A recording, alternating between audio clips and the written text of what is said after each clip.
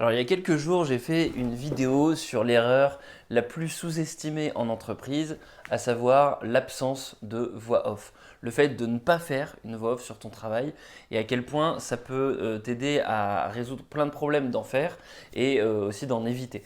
Et j'avais envie de refaire une vidéo là-dessus parce que, en fait, en y réfléchissant, j'ai trouvé un modèle qui était intéressant dans l'agilité, et donc j'avais envie de te parler de ça. Et je pense que c'est super important parce qu'on est en fin d'année, c'est le moment des entretiens annuels qui vont arriver ou qui sont peut-être déjà en cours. Et donc c'est le moment où tu es censé faire justement la voix off de ton travail sur toute l'année. Et donc c'est fondamental que tu puisses comprendre à quoi ça sert et pourquoi c'est super important de bien le faire avec le bon angle et la bonne approche.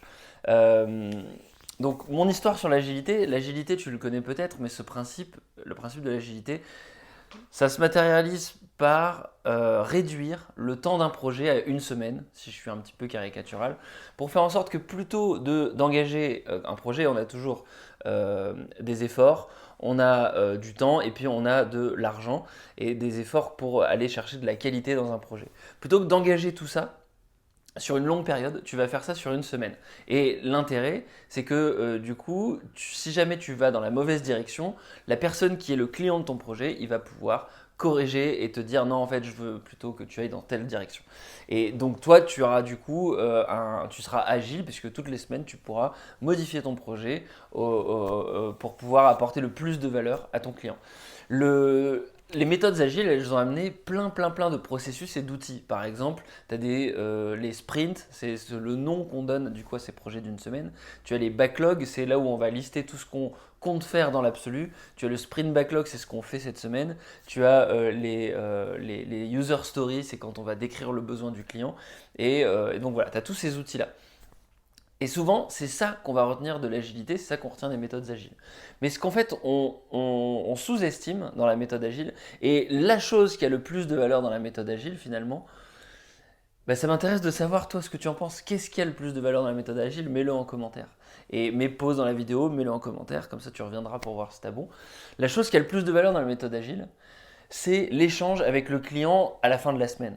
C'est le moment où tu présentes ton travail et tu lui dis, bah voilà, par rapport à ce qu'on a décidé au début de la semaine, voilà ce que j'ai fait, qu'est-ce que tu en penses? Et où tu lui fais la démo, tu lui montres ce que tu as fait. Et c'est super important parce que c'est la chose qui va préciser sur, tu vas pouvoir vraiment voir le retour du client. Est-ce que c'est conforme à ce qu'il attendait? Et puis surtout, est-ce qu'il y a des choses que tu peux préciser pour expliquer pourquoi tu as fait les choses comme ça? Quel est l'angle que tu as mis dans ton travail? Et c'est super important d'avoir cette voix off parce que si tu ne fais que présenter ce que tu as fait et que tu n'as que le retour du client sur le résultat en tant que tel, il n'a pas forcément la conscience des problèmes que tu as pu rencontrer et les problèmes que son souhait va poser à la réalité. Et ça, c'est super important.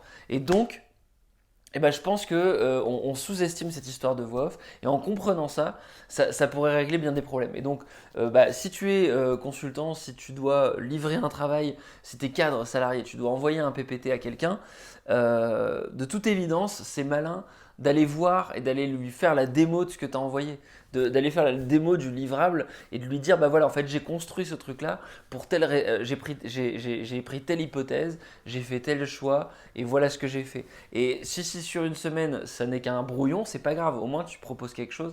Mais j'avais envie de refaire une vidéo pour insister sur l'importance de la voix off parce que je pense que c'est sous-estimé dans les entreprises. J'aimerais bien avoir ton avis, qu'est-ce que tu en penses toi? Est-ce que c'est quelque chose que tu fais de manière récurrente ou non? Et puis, si c'est pas le cas et si ça t'a plu, si tu as pu apprendre quelque chose et que tu vas pouvoir du coup avoir un peu plus d'impact au quotidien, n'hésite pas à mettre un like, partager la vidéo aux gens qui ne font pas de voix off au travail. Et sur ce, je te dis à demain. Ciao, ciao.